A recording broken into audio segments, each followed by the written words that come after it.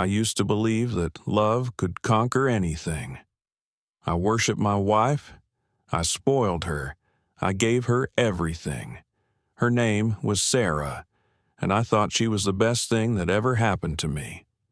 For 20 years, I was the kind of husband other men rolled their eyes at. Flowers for no reason, weekend getaways, jewelry, massages, designer shoes. She never had to lift a finger, not because she asked, but because I wanted to give her the world. I thought I was living a dream, but in truth, I was being played. Let me start from the beginning. About 5 years ago, we moved into our dream home just outside Santa Barbara, a modern villa on 2 acres, pool, terraces, and a garden big enough to need a full-time landscaper. Sara insisted on that garden. "I want roses outside my window," she said, "like in Tuscany." So I hired a young guy, Juan.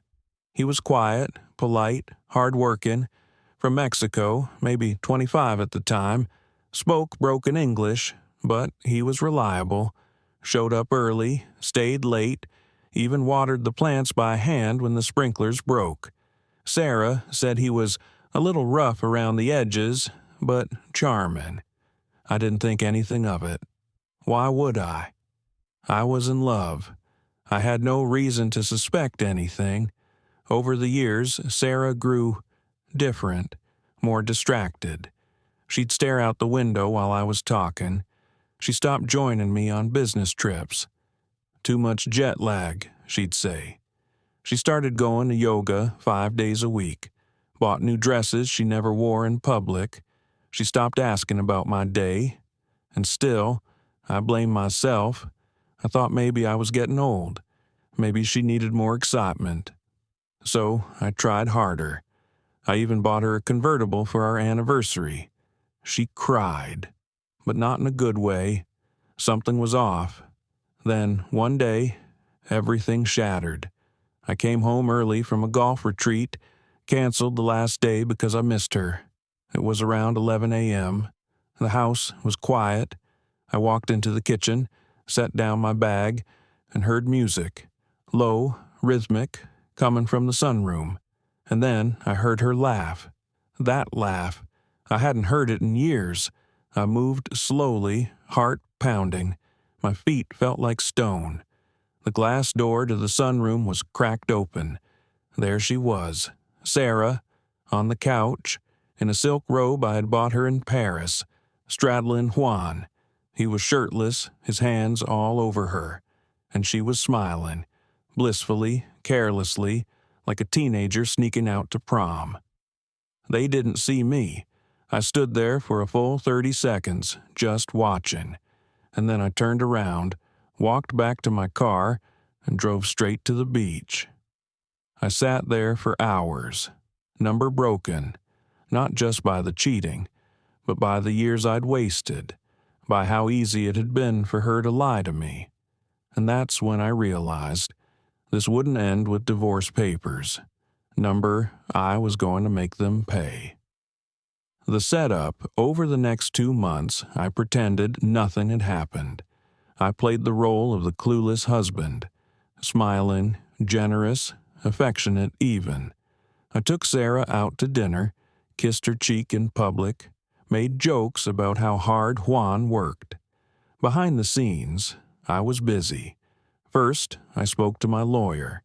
Sara never realized the house, the cars, even our joint savings were all in my mother's name. Just a technicality we had agreed on years ago for tax reasons. She never bothered to change it. Then I installed hidden cameras on the property. Discreet, legal, and pointed exactly where they needed to be. The sunroom, the back patio, the garage. Within a week, I had enough footage to make any jury squirm, and not just of them together. Turns out Juan had a side business. He was stealing equipment from neighbors' yards, lawnmowers, tools, even garden furniture, selling them at the flea market. All recorded, all time-stamped. It was almost too easy. The revenge. One day, Sara came back from yoga to find 2 police cars at the gate. Juan was being arrested. Theft, trespassing, possession of stolen property. She screamed, begged, tried to intervene. I stood calmly at the doorway and said, "You might want to get a lawyer." She didn't understand. Not yet. The next morning, I handed her an envelope. Inside, photos, timestamps, receipts, a copy of our prenup, and a letter from my mother saying Sara had 30 days to vacate the property. Her hands shook. Her face turned white. She looked at me and whispered, "How long have you known?" "Since the roses bloomed," I said. "He never planted tulips. That was someone else's work." The aftermath. She got nothing. No house, no car, not even a lawyer on retainer. She had to move into a rented apartment in Pasadena with her sister. Juan was deported. Last I heard, he's back in Mexico. I filed for divorce. Quietly. No press, no drama. Just a clean cut. 6 months later, I married Lena, the yoga instructor. She was kind, thoughtful, and, ironically, the only person who ever warned me about Sara's wandering eyes. I ignored her then, but now, every time she rests her head on my shoulder, I remember how close I came to giving my life to someone who never loved me. Now, I finally sleep in peace. And the garden? I planted tulips myself. Every spring, they bloom like fire.